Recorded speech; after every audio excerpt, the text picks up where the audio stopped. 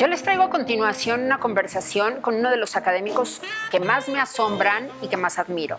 El doctor Guillermo Luévano Bustamante se encargó muy pronto no solamente de estudiar Derecho, sino de poder localizar a través de la visión antropológica y de la historia, dos disciplinas que estudió en sus posgrados, cómo poder estar conectando con las personas que necesitan la defensa de sus derechos humanos.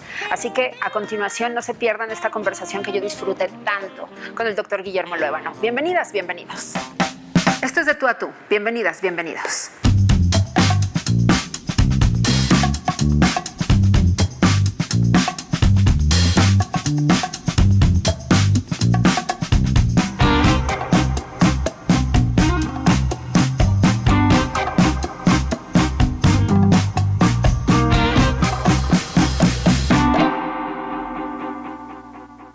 Qué bueno que están con nosotros. Como les decía, el doctor Guillermo Luévano Bustamante está con nosotros esta tarde, noche. Qué gusto tenerte acá. Eva María, el gusto es mío, de verdad, muy honrado en estar en tu programa y, bueno, poder venir a conversar, saludarte, además que hace mucho que no nos veíamos y, por supuesto, a tu amable teleauditorio. Muchas gracias por aceptar esta conversación.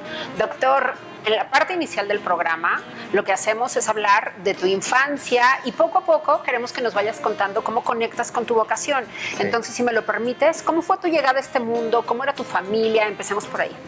Bueno, mi familia es de clase trabajadora. Mi mamá trabajaba en el ISSSTE, en el servicio público, y mi papá en la iniciativa privada como auxiliar de almacén. Yo, ahora que uno hace ejercicios autobiográficos, uno identifica efectivamente cómo es que van conectando estos episodios en la vocación, en los gustos, en las inclinaciones, en todo, en las decisiones vitales, ¿no? Yo identifico ahí muy temprano, tuvieron ellos la posibilidad de inscribirme a un colegio católico, en un colegio que está en el colegio Juan H. Sánchez, y ahí, bueno, aprendí algunas de las cosas que en la familia eran importantes, es decir, fui bautizado, por ejemplo, pero muy pronto me fui dando cuenta de algunos aspectos que para mí han marcado mi adultez. Yo identificaba en mi madre que trabajaba doble jornada, por ejemplo, sí. Pues un ánimo en ese momento no identificaba claramente qué era, pero mi madre estaba trabajando constantemente, ¿no? Y mi padre llegaba molido también. Esto lo conecto porque luego me despertó, creo ahora, la conciencia sobre los derechos laborales, sobre la necesidad y la importancia de conciliar el trabajo con la familia. Sí. Diría, si no es un cliché, que tuve una infancia feliz. O sea, yo recuerdo una infancia feliz, tengo dos hermanos, un hermano mayor y una hermana menor. Soy el del medio y a pesar de esto, de lo que ya dije, que mi mamá y mi papá trabajaban y básicamente la mayor parte del tiempo al cuidado de la abuela paterna, tú recordarás, muy distintos los tiempos. Yo podía estar en la calle jugando con los primos, eran entornos mucho más ¿Cuál era tu barrio? ¿Dónde jugabas? Yo soy de la Julián Carrillo, antes Colonia Centenario, y era, a pesar de que es una colonia de fama muy peligrosa, yo recuerdo que salíamos sin problema a la calle, es decir, hasta que en el verano no se diga, hasta que la mamá gritaba para entrar todos los niños. Sí, tarde ya en la noche, ¿no? Ya oscurecido. Y no recuerdo mayores peligros que los normales, es decir, cuidarse del coche, evidentemente no irse con extraños, cosas así muy generales, pero no los peligros que hoy son impensables, que un niño o una niña salga solo a la calle a jugar a los 8 años, a los 7 años, ¿no? Eso por un lado. Y por otro, hay un aspecto también muy importante en mi vida, en mi infancia, que los oficios de los abuelos. Mi abuelo paterno era dulcero, elaboraba dulces de leche. Había sido minero en su juventud, pero ya con la edad retirado de ese oficio, hacía dulces de leche. Y mi abuelo materno era panadero. Y hablo más de los abuelos. ¡Qué delicia vivir entre esos dos abuelos! Exactamente, eso. Ya te imaginarás lo que ha significado en mi adultez, una propensión al dulce, una propensión a los postres, ¿no? Por las añoranzas de lo que eso significa. El pan recién salido, el olor evoca no solo el gusto que a casi todo mundo le produce, sino además a mí y a mi familia seguramente el olor de la infancia, de los hornos. Era una panadería muy en forma que tenía mi abuelo, muy cerca de la colonia y donde vivíamos. Y bueno, pues de vocaciones. Y mi abuelo paterno, pues dulces de leche, y sabía hacer muchos tipos de postres. Entonces, claro, esto marca también mucho una propensión a esto, pero además por los oficios. Eso lo destaco porque eventualmente cuando yo ya en los estudios profesionales hice estudios históricos de los oficios. Y entonces claramente está relacionado con esto. Hice una historia incluso que involucraba a mi abuelo en la reflexión de la historia de los oficios en San Luis, de la historia de la panadería en San Luis. Era naturalmente mi abuelo. Y alcancé a entrevistarlo antes de que muriera. Él murió de cáncer, ya con una metástasis, ya muy invadido. muy longevos los dos. Mis abuelos murieron de 94, 95 años. Qué maravilla. Y pude todavía conversar, sobre todo con mi abuelo materno, pude conversar a su vez cómo había sido su infancia en los años de la Revolución, etcétera, y el oficio de panadero. Yo hice una reconstrucción de cómo había sido esto en las primeras panaderías que hay. Algunas sobreviven, otras han venido cerrando en los últimos años, pero algunas de estas panaderías sobreviven en ese estudio que yo hice, y fue en gran medida este interés por mi abuelo. Por tu abuelo. O sea, lo que él me contó, lo que yo lo veía hacer. Pues vamos, yo no sé si lo hacía con pasión o entrega, yo lo evoco ahora románticamente así. Seguramente era un oficio muy cansado, muy extenuante, pues siempre sudando, siempre cansado, evidentemente, pero yo hago una evocación, sí, seguramente ahora atasada por filtros de los años, muy romántica, ¿no?, de los oficios de mis abuelos. Oye, qué bien. ¿Cómo vas conectando con tu interés por los derechos humanos? Y bueno, antes de eso, específicamente por el derecho, ¿cómo fue tu decisión por esta vocación en particular? Sí, fíjate que te decía que un poco los papás y luego los abuelos, al ver lo que se dedicaban, la abuela materna murió, la abuela paterna, que es la que nos cuidaba, no trabajaba fuera de casa, quiero decir, trabajaba más dentro de casa, ¿verdad? Como a veces se desestima eso, no se trabaja más en casa. Pero sobre todo con los abuelos, estos oficios y las narrativas. Mi abuelo paterno, que te digo que había sido minero, sí, pues contaba también unas cosas tremendas, ¿no? De cómo eran los capataces, las jornadas, el trato era con violencia incluso, o sea, cómo la minería. Estamos hablando igual, o sea, mis abuelos nacieron en 1910, o sea, en el año de la Revolución. Eran niños, trabajadores, en 1920, o sea, y cuentan cómo ya habiendo una constitución y todo esto, seguían siendo niños trabajadores y muy explotados con maltrato físico, algo que era normal. Sí. Y que ellos incluso cuando lo cuentan era con orgullo, o sea, a mí me educaron así, con orgullo. Ahí, creo que ahí es parte de esta conciencia de cómo era el trabajo. Esa fue mi primera interrogante de curiosidad, pero que luego se convirtió en una pregunta académica. Sí. ¿Cómo era el trabajo en estos años? ¿Cómo es que los niños trabajaban? Esa fue una pregunta que yo quise indagar, y de ahí fue que pues quise saber sobre los derechos laborales, y esa fue mi primera, digamos... Tu primer llamado. Llamada de atención, exacto, llamado, atracción para estudiar derecho. Y derechos laborales, yo eso quería hacer. Yo decía, quiero estudiar derechos laborales para saber cómo es que funciona esto, cómo se permite y por qué. Sí. ¿Y cómo te llega particularmente la iluminación de decir, me voy a inscribir a la carrera de Derecho? Mira, originalmente yo quería hacer otras cosas. En el bachillerato tuve una profesora que no he vuelto a ver, la profesora Ofelia García, en el Salesiano, profesora de filosofía. Sí. Y es de estas profesoras que te marcan la vida. Sí. Yo la recuerdo a ella como una profesora que con mucha pasión, con mucha vocación nos enseñaba cosas distintas. Era profesora de filosofía, nos enseñaba a pensar. Y tenía una conciencia crítica muy interesante. Es una profesora a la que yo creo que también en ese momento del bachillerato y justo antes de elegir la carrera, yo le agradezco sus aportes, su dedicación, su vocación. Y entonces yo quería inicialmente estudiar filosofía. Sí. No había en San Luis Potosí la carrera, dije antropología. Tampoco había, por lo menos en la universidad pública, creo que después se abrió en la Fundación Seller, pero no habría en la universidad pública. Y lo platiqué con mis papás, no tenían la posibilidad de enviarme a otra ciudad, en fin, así que parecía que lo más cercano era Derecho, que tenía algo de Ciencias Sociales, algo cercano con las humanidades. Sociología, antropología un poco. Pues sí, como que por ahí, ¿no? Sí. Incluso los abogados nos jactamos mucho de que el Derecho es padre de la Sociología y padre de los estudios etnológicos que dan luego pauta a la antropología. Es lo que había. Inicialmente yo no iba por esa carrera, entré dispuesto a ver qué me enseñaba, a ver qué aprendía, a ver qué... Y la verdad es que sí me fue gustando, O sea, inicialmente dije, no, esto no. Fui la primera vez que fue al Ministerio Público, dije, esto yo no quiero. O sea, el ámbito penal, además, las instalaciones mucho más descuidadas. Hoy se han modernizado muchos edificios de la Fiscalía, los juzgados, pero todavía hace 25 años eran edificios muy, muy descuidados. Y yo recuerdo que dije, no, esto yo no quiero, el Ministerio Público. Y además... los lamentos de las personas ahí sujetas a investigaciones penales es como de hospital, así como lamentos, como llantos, como, ¿no? Si fuera místico diría con mucha mala vibra, ¿no? Espacios así muy hostiles, muy difíciles. Así que primero dije, esto no. Pero fui conociendo otros aspectos del derecho y dije, esto sí me gusta, ¿no? La posibilidad de...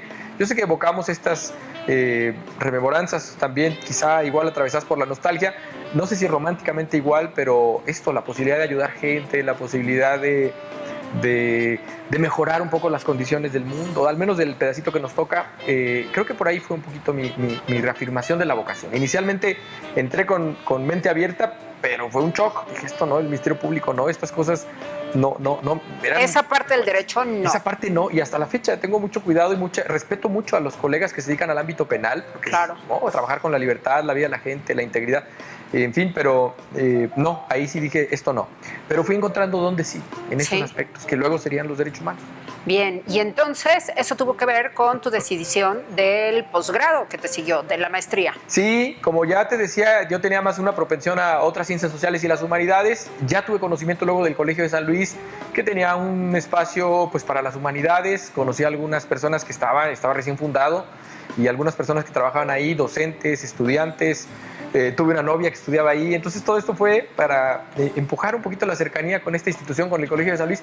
Me acerqué al posgrado y dije, sí, creo que esto me puede dar otra perspectiva de lo que yo quería, y así que ahí finalmente hice mi proyecto de la historia de los derechos de los trabajadores en San Luis Potosí, y partí de los oficios, no la gran industria, no solo la historia de los mineros, textileros, ferrocarrileros, que estaba muy hecha para los años de la Revolución. Hay muchas grandes historias de los mineros, de los ferrocarrileros, los textileros, pero me di cuenta que había poca historia de los oficios, de los panaderos, las textileras, las costureras, los tabacaleros, los zapateros. Los oficios estaban muy poco trabajados, así que conecté. Que son los que sostienen un sinnúmero de servicios necesarios en la sociedad. La vida cotidiana, claro. El pan. Claro. Cuando yo hablo la historia de los panaderos en San Luis, si los panaderos hacían una huelga, era un problema general en la ciudad. O sea, no podía haber desabasto de pan. No había industrialización del pan. Las 22 panaderías que había en la ciudad en estos años que yo estudié eran prácticamente las que surtían. Entonces, si paraban, había una inconformidad. La gente estaba esperando el pan diario, ¿no? O sea, más allá de la conciencia que hoy tenemos sobre no abusar de los carbohidratos, todo en ese momento era vital el pan, ¿no? O sea, el bolillo, cuando menos, ya por supuesto que algunas variedades de repostería, algunas introducciones que habían hecho los pasteleros franceses, ya había variedades. El pan era vital en la sociedad y sigue siendo, creo. Así que poco a poco descubrí esto justo, cómo los oficios pequeños tenían grandes implicaciones en la vida cotidiana, ¿no? Más allá de la gran industria que sostenía la economía, y que además era una época todavía poco industrializada. O sea, sí que había ferrocarriles, y que había ya industria eléctrica naciente, sí que había los tranviarios, pero en realidad los grandes sindicatos y las agrupaciones eran de este tipo de oficios. Bien, vamos a hacer una pausa y vamos a seguirte conociendo más. Guillermo Luébano está con nosotros en esta noche, aquí en De Tú a Tú. No se vaya, ya regresamos.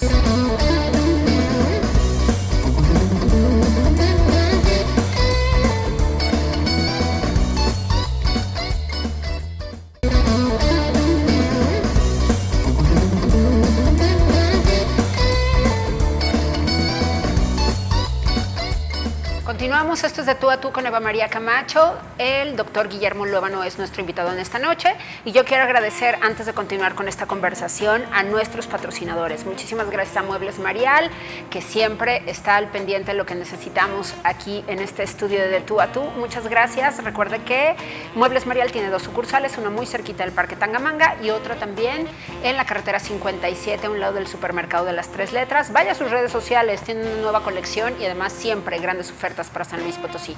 Gracias a Muebles Marial. Muchas gracias también a Adriana Díaz, la diseñadora de San Luis Potosí, que está haciendo prendas impresionantemente bellas con fibras de PET. Entonces, vaya también a sus redes sociales, Adriana Díaz Design en Instagram, y sorpréndase con todo lo que está realizando. Mi agradecimiento siempre a Belfem Salón, que se encargan de la imagen de una servidora. Gracias. Y si usted está pensando además en poner un negocio y un salón de belleza en particular, Belfem Salón ya tiene disponibles franquicias, así que vaya a sus redes sociales y pida mucha más información. Y también gracias a la doctora Bárbara Gallegos, que se encarga de la medicina antiedad y de un sinnúmero de procesos que nos permiten estar frente a las cámaras gracias a ella, y por supuesto toda la tecnología que tiene a su alcance. Así que para hombres y para mujeres, todo lo que necesita: botox, rellenos, aparatología, hilos tensores, todas esas tecnologías, insisto, que hoy día nos hacen ver mucho mejor. Vaya también y visítela a sus redes. Doctora Bárbara Gallegos, gracias de verdad a nuestros patrocinadores de todo corazón. Y continuamos con esta conversación. Doctor, entonces tú llegas al Colegio de San Luis, conectas con esta maestría, que no me has terminado de decir cuál fue específicamente. Sí, estudié la maestría en Historia. Historia. La verdad es que tenía ahí, te digo, una vocación, un interés. Además de personal, sí descubrí que luego profesional, es decir, no quería distanciarme de todo el derecho, ni de los procesos de la gente que busca la justicia, así aunque suene muy romántico también, y vi que la historia podía ayudarme a estos antecedentes de lo que yo tenía. Es decir, yo en la licenciatura hice una tesis sobre derecho laboral, pero en la maestría quería decir una historia del derecho laboral. O sea, vinculaba, no abandoné del todo mi profesión, o de los derechos laborales, en plural tal vez. Así que presenté el proyecto, me entrevisté con algunas de las personas docentes, la que fue eventualmente mi directora, que luego fue mi jefa en un proceso, en un proyecto, y les gustó.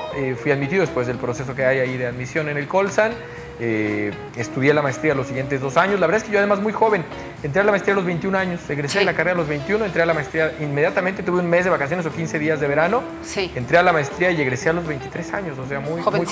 Sí, la verdad es que muy joven. Hay quien procura en la trayectoria académica pues tomarse una pausa, reflexionar las decisiones. En mi caso yo ahora lo veo como una buena posibilidad, es decir, no tenía toda la madurez suficiente, no hacía las grandes reflexiones todavía teóricas o académicas, pero sí me dio el tiempo de digamos, iniciar tempranamente los temas, curiosear, y además me dio la posibilidad de explorar varios temas, o sea, no solo producir una sola línea de trabajo.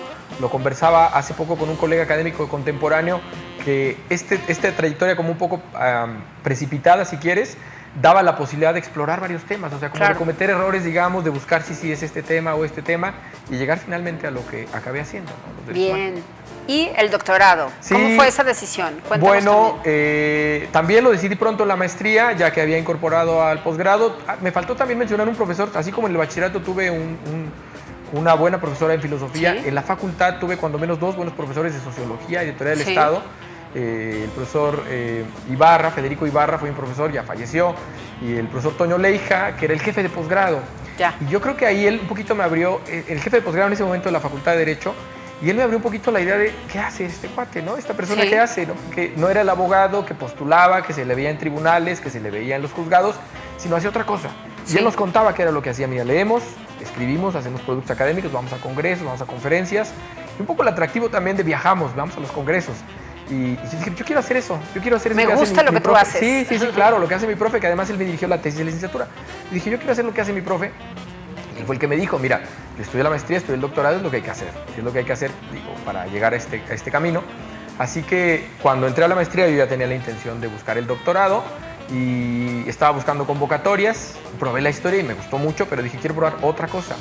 Esa es una de las ventajas también de esta vidilla académica, que puedes como reinventarte, ¿no? Claro, y a muy buena edad además podrías darte el lujo sin problema. Exacto, y la edad. Y afortunadamente el esquema de becas del gobierno mexicano, que te da una manutención como estudiante para vivir de ello, porque ya te decía, pues cuando yo lo planteaba con mis padres, pues no había mucho la posibilidad de seguir sosteniéndome. De hecho, con la maestría y con la beca de maestría de CONACYT yo pude ya independizarme, me salí de casa con mi hermano, salimos...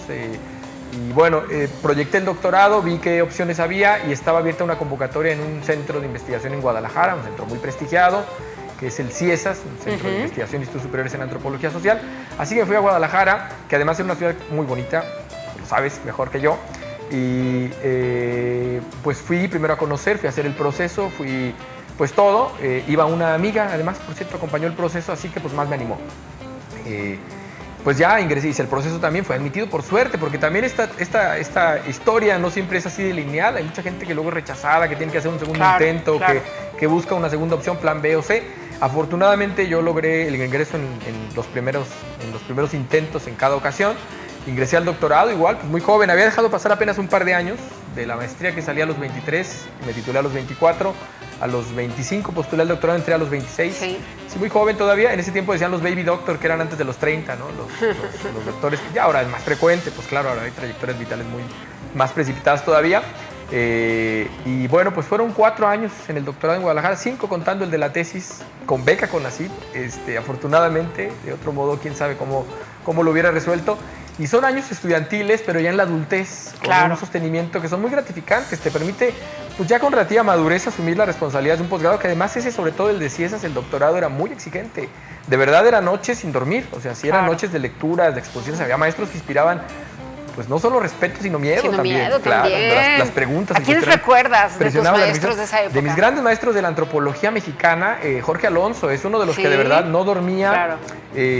Mucho nervio, dolor de panza cuando me tocaba exponer con él.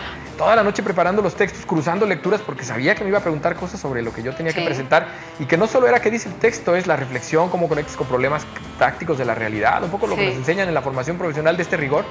Guillermo de la Peña, otro de los tremendos profesores, una historiadora también, tapatía, Carmen Castañeda. Eran los profesores duros, ¿no? Cuyas preguntas eran incisivas y te obligaban a reflexionar, a ser serio y riguroso, ¿no? También había el espacio para la fiesta. Yo recuerdo esos años además como mucha mucha diversión, unos muy buenos Seguramente años. eras así del Veracruz. Fíjate, de Veracruz, sí, los salones de baile, claro.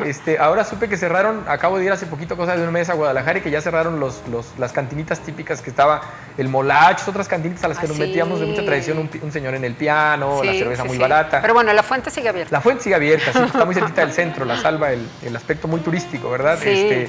Sí, claro, íbamos a los salones de baile, Mascucia, el Veracruz, había otro que ya no recuerdo, salones de baile y todo esto. Más bohemia, más en el mundillo académico, pues sí, con gente que está en esto, ¿no? Gente muy vinculada también con el mundillo cultural, con el mundillo artístico. Entonces, a pesar de que sí tomamos con seriedad la escuela, pues también nos dábamos el tiempo, jóvenes, ya dije adultos, pero además con la manutención resuelta, siempre y cuando cumplas, por supuesto. Pues sí fueron unos buenos años, esos años en Guadalajara, yo lo recuerdo con mucha satisfacción, digamos, mucho aprendizaje y mucha diversión. Y la Feria del Libro, que además se convierte en parte de nuestras vidas viviendo allá, ¿no? Sí, también eso. Que se ve mucho con mirada crítica, también. Claro, uno va, porque hay que ir, ¿no? Porque hay que estar ahí, sí, claro. Sí, pero había una lectura muy crítica también de la gente de este mundillo académico sobre cómo funciona, ¿no? Y cómo... Bueno, en fin, pero sí, unos muy buenos años que yo recuerdo ahí en Guadalajara. La oferta cultural es muy amplia, la ciudad es muy bonita, la cercanía con otros... toda la zona conurbada ahora, ¿no? En fin, unos buenos años esos del doctorado. Creo que se exhibe porque me detuve mucho ahí, ¿no? Muy bien. Oye, ¿y qué viene después para ti? ¿Cómo tomas la decisión de volver a San Luis Potosí? La verdad es que no tenía claridad, era un poco la expectativa de las y los compañeros del doctorado que vamos a hacer. Afortunadamente nos tocó todavía un piquito de plazas. Fíjate que ahora que lo vemos, ya hace poco más de 10 años que egresé, nos tocó todavía un piquito de un contexto de más plazas, más posiciones laborales fijas, porque ahora es cada vez más difícil, pero no tenía certeza de volver, o sea, volví un poquito pues mientras sabía que estaba, envié solicitudes, concursé en convocatorias en el Colegio de la Frontera Norte, que una profesora me la presentó la convocatoria, me dijo, mira, hay una posibilidad.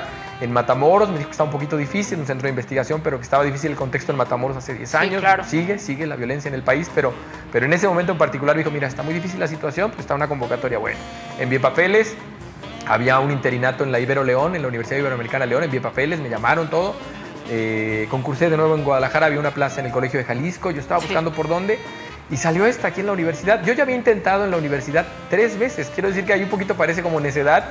Yo digo, bueno, fue persistencia. Yo ya había intentado en la universidad y dije, bueno, pues tal vez no es para mí esta universidad. Había intentado en la Escuela de Humanidades, facultad ya luego, porque ya tenía los estudios en Historia y en Antropología, así que dije, bueno, pues algo del perfil podrá servir ahí.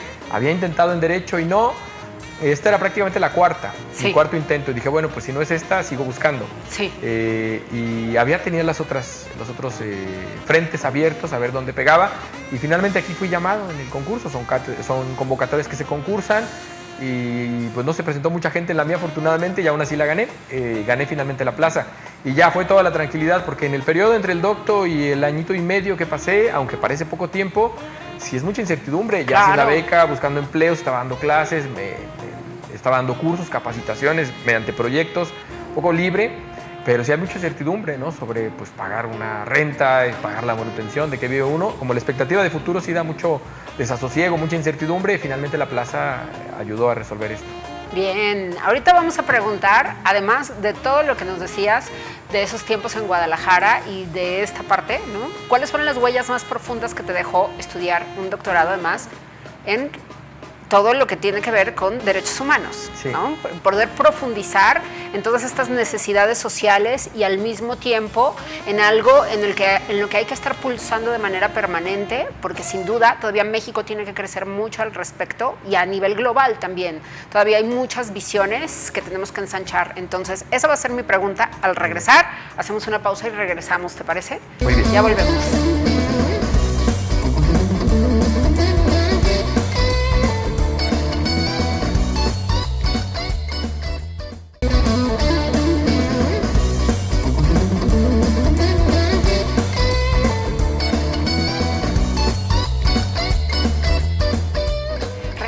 El doctor Guillermo Luevano está con nosotros esta noche. Doctor, justamente yo le ponía pausa a esto que nos estabas contando hace ratito. Un doctorado en derechos humanos. ¿De qué es? ¿De qué trata? Cuéntale a nuestra audiencia y sobre todo, ¿qué fue lo que más te caló? En realidad el doctorado era en antropología, en ciencias sociales con especialidad en antropología, pero sí, de muchas maneras, como en el pinball, me catapultó, me regresó a mi carrera inicial, a mi formación inicial al derecho. Aunque era una formación general, ciencias sociales, y yo opté por una línea de especialización en antropología, las discusiones que se daban eran sobre interculturalidad, sobre género, sobre derechos de las mujeres, sobre derechos laborales de nuevo. Una mirada que la antropología aporta a los fenómenos sociales que no tienen derecho. Fíjate, suelen ser como muy contradictorios. En el derecho nos jactamos, voy a hacer generalizaciones, por tanto pueden ser en alguna medida imprecisas. En el derecho nos gustan las generalizaciones, las leyes, las normas generales, las pautas generales. Y la antropología es casuística, es muy particular. Frente al universalismo que aspira el derecho, la antropología es muy particular. Los casos, la comunidad, el caso concreto, la persona. Parece que son como irreconciliables, pero yo fui poco a poco tejiendo lazos entre las dos formaciones y fui encontrando este caminito justo de la reivindicación de los derechos humanos.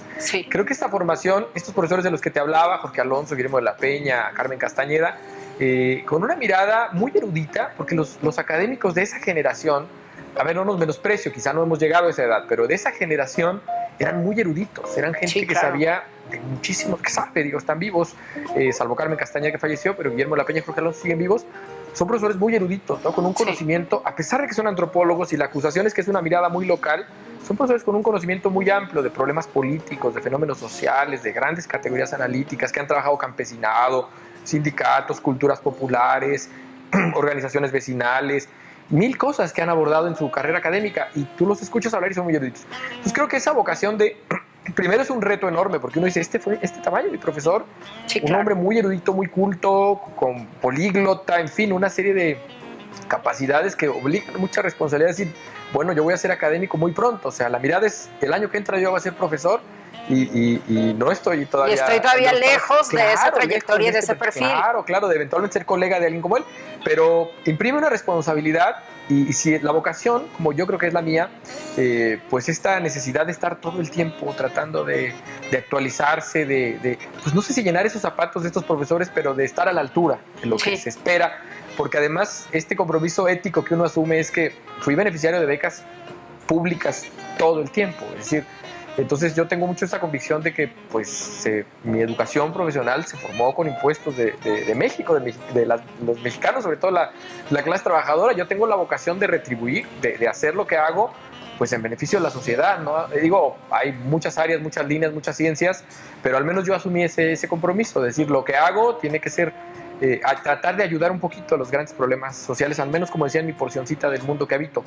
Creo que esa fue la gran enseñanza, y además profesores como ellos muy comprometidos también socialmente, muy implicados políticamente, muy implicados en activismos, en sus causas, en sus años, en sus épocas, muy valientes en contextos más difíciles, más autoritarios incluso que ahora. Así que creo que esas fueron las enseñanzas que yo tuve para regresar acá. Ya te digo, yo no quería regresar necesariamente a San Luis, estaba viendo dónde, se abrió la plaza y bueno, regresé.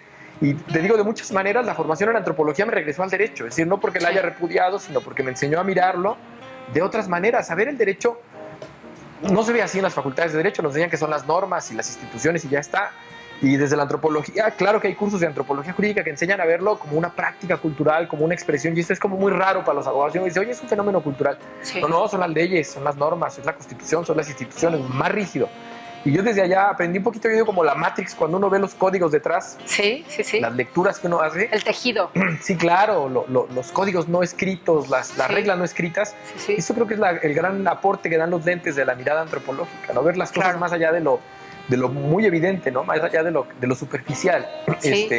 Y así vi al derecho. Entonces pude regresar con mucha facilidad a mi formación inicial y a los derechos humanos, que ahí hay un cruce muy interesante. Antropología y derecho se dialogan en los derechos humanos. Claro. Y entonces empezaste a trabajar muy pronto con alumnos también en proyectos, porque no te quedaste solamente como profesor, sino que empezaste a involucrar a tu alumnado a ir hacia adelante. Cuéntanos esa parte también. Sí, bueno, ingresé a la universidad, estaba un profesor, un querido colega, Alejandro Rosillo, impulsando el programa de Derechos Humanos, estaba pues en su proceso de creación la maestría, y dialogando con él identificamos la necesidad de que no sea solo un posgrado teórico, digamos, no solo en el aula, sino que si vamos a hablar de derechos humanos, pues habría que hacerlo en la calle, donde está la gente que más lo necesita, los involucrados con procesos políticos, sociales. Sí. Y pues de ahí surgió este proyecto, una clínica jurídica, que fuimos la primera en universidades públicas y la segunda en el país, más allá del CIDE. Afortunadamente ahora hay muchas clínicas jurídicas en la Universidad Nacional, las iberoamericanas tienen, nos han invitado a presentarlas. Universidades de Nuevo León, ya hay una veintena de clínicas jurídicas, pero en ese momento fuimos la primera universidad pública y así la pensamos, vinculada con procesos sociales, con ayudar a la gente que necesitara servicios legales gratuitos. Y eso, abrimos el espacio, convocamos a la sociedad civil de la que veníamos, a la que conocíamos, organizaciones que conocíamos, y les planteamos la posibilidad de tener un proyecto, un espacio dentro de la universidad para ofrecerles servicios legales gratuitos. Sí, y entonces esa clínica ha estado brindando servicios ya desde hace cuántos años aquí en San Luis Potosí. Tiene 10 años y empezamos trabajando primero, pues cuando le planteamos a las organizaciones qué necesitan. En ese momento el activismo, pues por lo menos el que se acercó más consistentemente fue el activismo de las organizaciones LGBTIQ y más. Nos planteaban su agenda inicial. En ese momento el matrimonio igualitario no estaba reconocido. Nos plantearon también los temas de reconocimiento de identidad, de las personas trans, todo esto. Acompañamos eso, fueron nuestros primeros temas. ¿Se imaginaron que llegarían a donde llegaron? Pues no, la verdad es que son las y los activistas. Yo no me atribuiría el mérito de lo que se logró, ¿verdad? Nosotros lo ganamos en amparo, todos los amparos los ganamos porque ya había un par de criterios, jurisprudencias, todo eso.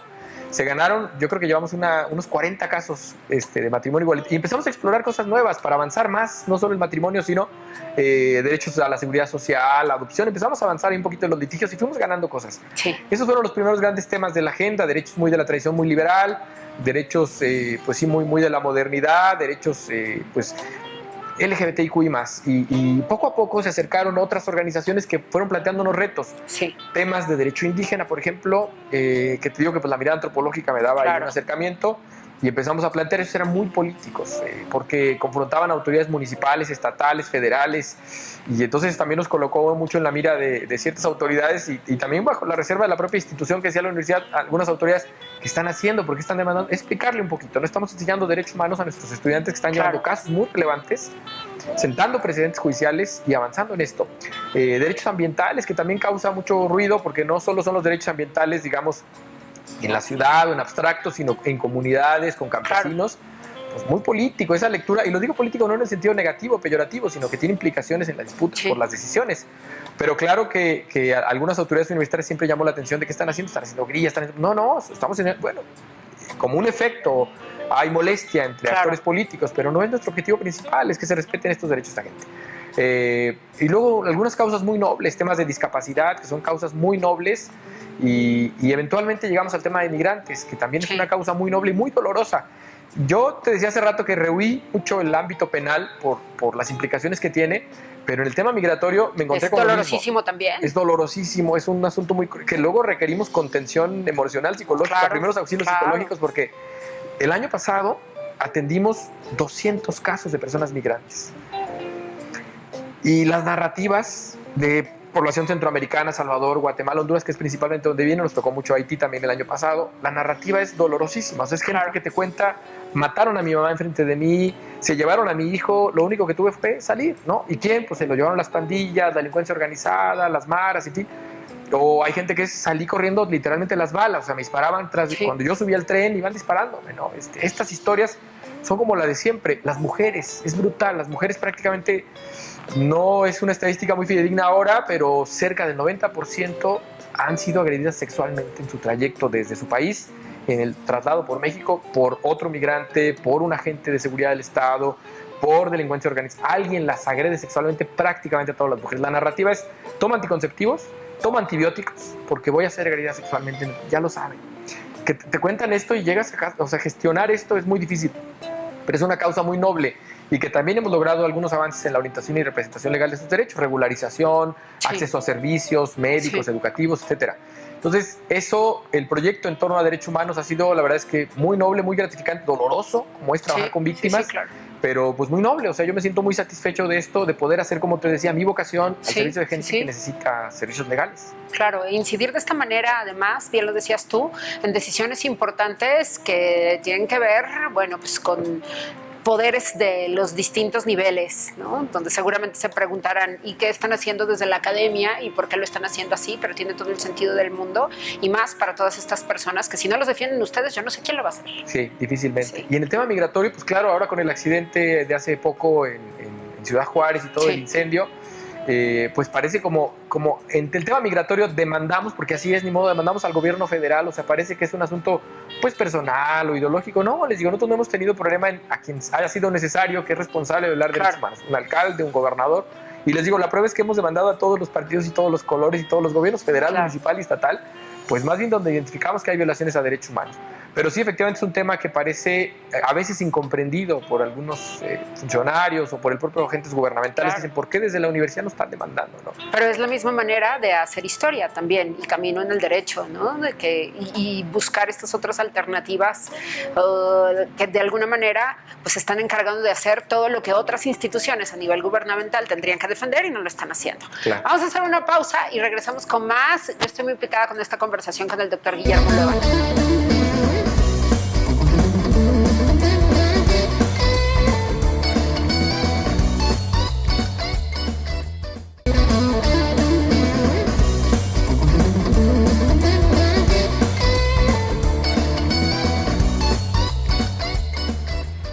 Doctor Guillermo Luevano, ¿quiénes componen tu familia?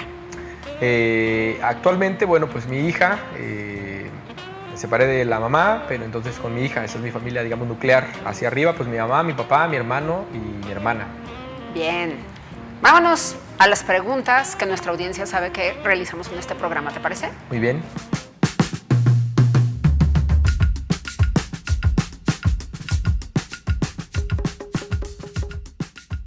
Guillermo Luevano, el principal rasgo de tu carácter. Creo que soy amable. ¿Qué cualidad aprecias más en un hombre? La bondad.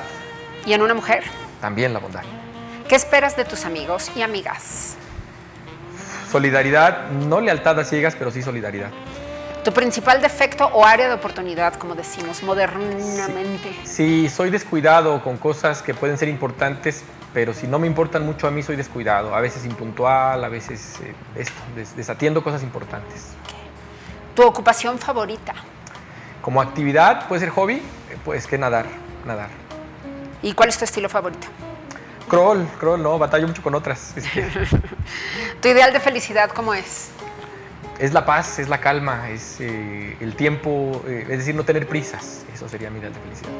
¿Cuál sería tu mayor desgracia? Sí, la muerte de mis seres queridos, yo creo. ¿Qué te gustaría ser que no has sido todavía? Sí, me gusta mucho cocinar y me gustaría ser cocinero profesional. Piloto puede ser también. ¿En qué país te gustaría vivir? Me encanta México, pero una opción más podría ser Colombia o Brasil. ¿Tu color favorito? Rojo. ¿Tus autores favoritos en prosa? Mira, ahora soy muy autocrítico conmigo mismo. Bolaño me gusta mucho, Sí. Cortázar y Ibargüengoitia, pero estoy comprometido a leer mujeres, porque hay que leer también a las mujeres. Entonces, bueno, desde Virginia Woolf encontré a una chica ahora muy joven, lo digo con mucho respeto a lo de chica, una escritora joven mexicana, Brenda Lozano. Sí. Y hay una escritora potosina también, Lilia Ábalos. Estoy tratando de leer mujeres, porque, pues claro, tradicionalmente leíamos hombres. Bien. ¿En la poesía alguien que te gusta en lo particular? Sí, también muy clásicos, Oliverio Girondo, Lizalde, se me olvidó el nombre porque lo confundo luego con el actor, no es Enrique sino Eduardo Lizalde. Sí. Y pues también, claro, tratando de leer poetisas igual. Bien. ¿Un héroe de ficción? Es como superhéroe. Sí. Bueno, esto es super geek. Hay un héroe de izquierdas, porque casi no hay héroes de izquierdas. Hay un héroe Trashman, que es estadounidense y es un héroe de la clase obrera, es así como súper antihéroe, que además de defender a la clase trabajadora, impulsaba la liberación sexual. Es muy de los 60, de los 70, en San Francisco. Hay que buscarlo. Trashman, sí. Hiciste que me diera curiosidad. ¿Y una heroína quién? Una heroína, la Mujer Maravilla, ahí sí de las típicas, la Mujer Maravilla, por la historia que tiene detrás, ¿no? Aunque fue escrita por un hombre, pues tenía unas reivindicaciones bien feministas. Sí. ¿Tu compositor favorito en la música, quién te gusta? El Joaquín Sabina, también tendría que revisarme porque me encanta, pero tengo ahí mis autocríticas. Bien. ¿En la pintura quién te gusta? Pues también muy clásico, Orozco. Ya. Clemente Orozco. Nada más y nada menos. ¿Tu héroe de la vida real o heroína de la vida real? Pues aquí yo creo que voy a repetir varias veces esta porque pues mi hija me enseña un montón de cosas. ¿Tu nombre favorito?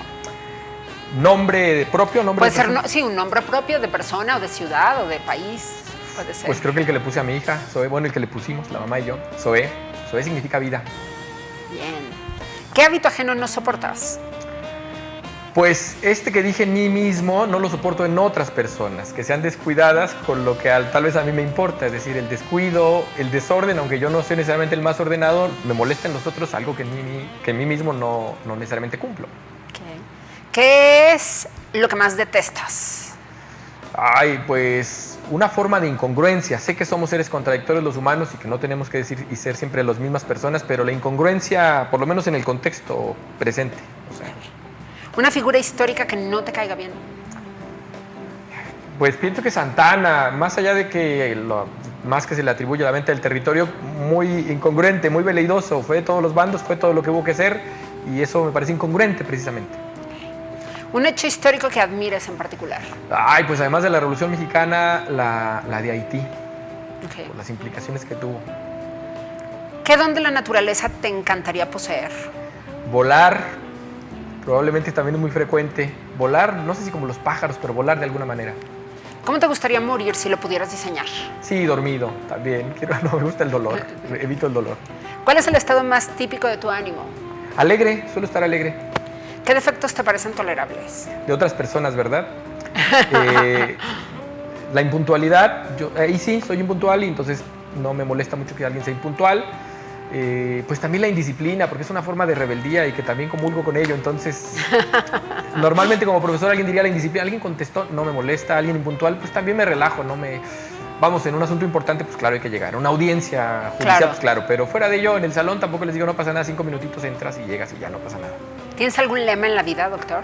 Ay, pues no sé si este es uno de Marx, de nada humano me es ajeno. Bueno, no era de él, creo que es antiguo, pero nada humano me es ajeno. Bien. ¿Qué te gusta beber y qué te gusta comer? Cuéntanos. Beber alcohólicas, bueno, me gusta el agua sola, de verdad soy fan del agua natural, del agua Sí, sola. yo también. Esto no tengo ningún problema, esto de que no sabe, yo sí, todo el tiempo estoy tomando agua sola. Pero una bebida alcohólica me gusta el ron, Sí, me gusta el mezcal sí. y la cerveza. ¿Y qué te encanta comer? ¿Con qué te seducen? Mi comida favorita mucho tiempo fueron los mariscos, Sí. pero ahora, pues las pastas, Mira. ¿sí? ¿Y pasta con marisco todavía mejor? Fíjate que pasta con marisco no me gusta. ¿No te gusta? Me gustan separados los mariscos, los camarones me gustan mucho, la Sí. pasta me gusta mucho, pero esta combinación no. Bien. ¿A dónde vas, doctor? ¿Qué te queda por hacer? ¿Qué te mueres de ganas por realizar? En la vida, Sí. me gustaría mucho crecer en la carrera profesional, la carrera académica. Siempre hay metas en la carrera académica, o sea, siempre hay el libro siguiente, siempre hay la expectativa de la gran obra Sí. que uno produce y que más o menos se supone que es a esta edad cuando uno tiene que producirla. No me meto presión a mí mismo. Unas cosas que aprendo uno en la terapia es a no hacer esto de autoexigirse Claro, demasiado. claro. Pero la expectativa es hacer la gran obra, la gran Sí. contribución que está en el tintero, que tengo mis notas para mi año sabático. En la universidad tenemos esta Bien. ventaja de años sabáticos. Qué maravilla. Sí, sí, es una maravilla. En cuanto logre tomármelo, ya me lo pasé, ya podía haberme tomado hace 2 años y no me lo tomo. Hacer la gran obra, una gran contribución a la reflexión sobre mis procesos de acompañamiento en derechos humanos. No tengo mucha proyección hacia la política, ni siquiera universitaria, pero eventualmente tal vez algún cargo de responsabilidad, sí, en el mundillo académico, no más allá Sí. de ello, no tengo esa expectativa. Ver crecer a mi hija, es Sí. sana, feliz Claro. y exitosa bajo lo que ella considere, no bajo mi estándar, lo que ella quiera y decida. Creo que por ahí.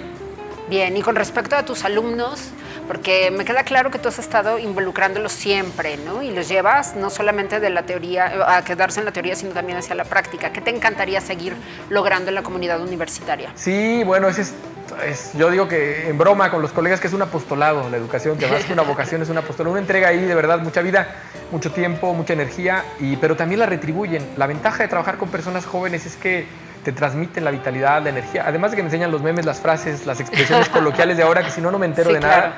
Gracias a las personas jóvenes con las que trabajo. Y se los digo ahora, ojalá vean el programa, se los voy a decir también, por supuesto, para que estén al pendiente. La vitalidad de esto, y me gustaría seguir incidiendo en sus vidas, enseñándoles, mira, no la única forma, porque eso es lo más importante, una más, creo yo. Claro. O sea, yo no apunto, no apuesto a que se casen con esta perspectiva de los derechos humanos, de la academia, del campo jurídico. No, simplemente justo eso, que formen su propio criterio a partir de conocer más posibilidades. Esa es mi expectativa.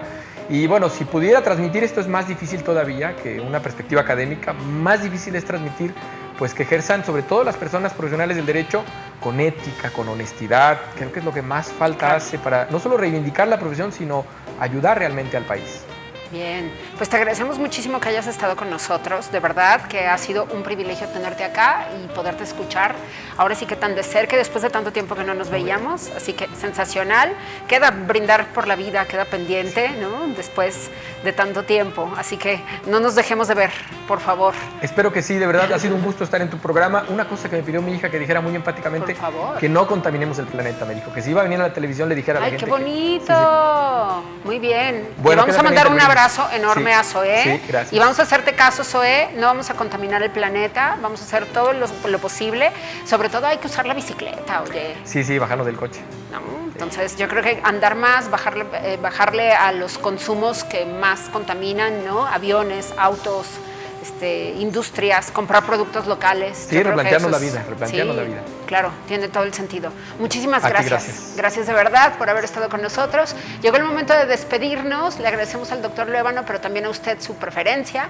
Gracias por dejarnos entrar en sus hogares. Aquí están nuestras redes sociales para que usted pueda establecer contacto también de tú a tú, aquí directamente con la producción y por supuesto con una servidora. En mis redes sociales usted me encuentra como Pregúntale a Eva. Muchísimas gracias a usted y a nuestros patrocinadores, Muebles Marial. Muchas gracias, Belfem. Gracias, Adriana Díaz Design. Y por supuesto también gracias a la doctora Bárbara Gallegos. Pásenla muy bien, muy buenas noches. Gracias.